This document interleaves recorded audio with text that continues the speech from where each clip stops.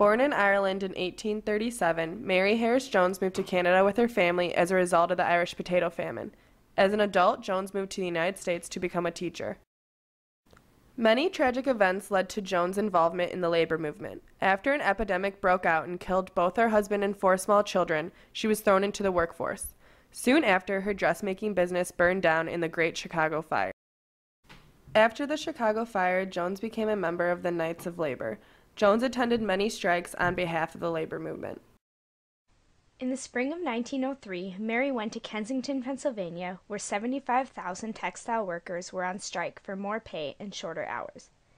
10,000 of these were little children. Every day, children came into Union headquarters, many with hands severely maimed. Many of them were not over 10 years of age. The state law prohibited their working before age 12. The law was poorly enforced, and the mothers of these children often swore falsely as to their children's age, explaining it was a question of starvation or perjury. Mary was deeply moved and disturbed by the sight of these children's injuries from the factories. She wanted to call attention to this issue. At this time, the Liberty Bell that a century before rang out for freedom against tyranny was touring the country, and crowds were coming to see it everywhere. She had the idea that these little children were striking for freedom as well, a freedom that childhood ought to have. Mary decided that the children and she would go on a tour. She organized a children's march from Philadelphia to President Theodore Roosevelt's summer home on Long Island. The march, which was made up of roughly 200 children and supporting workers, took place over several weeks. In each stop of the march, boys and girls would parade with banners and show the public the gore of their mutilations from factory equipment. Mother Jones gave speeches that intended to show the public the effects of exploitation and that the lives of these children went out to make wealth for others. Press and people everywhere began talking about the march. Mother Jones gained much publicity for the plight of child laborers, but the strike itself was not successful. Nonetheless, the march was an important first step toward the government's eradication of child labor in the United States. While the strike of the textile workers in Kensington was lost and the children driven back to work, not long afterward, the Pennsylvania legislature passed a child labor law that sent thousands of children home from the mills and kept thousands of others from entering the factory until they were 14 years of age. Though the children's strike was unsuccessful, Mother Jones continued on in her plight for workers' rights and became a legacy for the labor movement. In the U.S. Senate, Mother Jones was called the grandmother of all agitators. Jones was a force to be reckoned with. Her dramatic speeches drew public attention to the hardships of workers, women, and minorities, giving them a voice.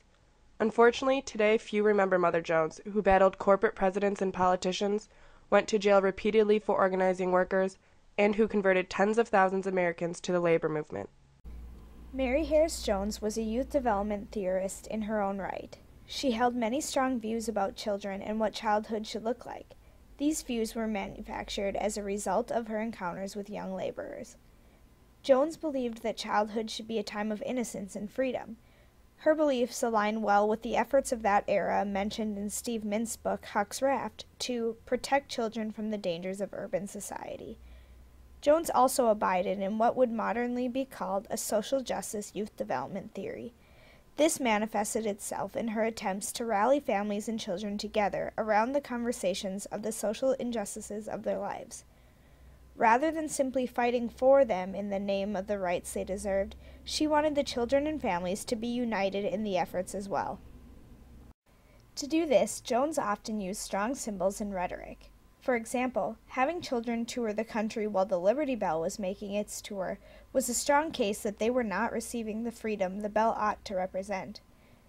Another example was when Jones had the children in her army camp out on the banks of Stony Brook, where many years before the Revolutionary Army camped. Having the children camp where Washington's brave soldiers made their fight for freedom rhetorically showed the children that they had an undeniable freedom to fight for as well.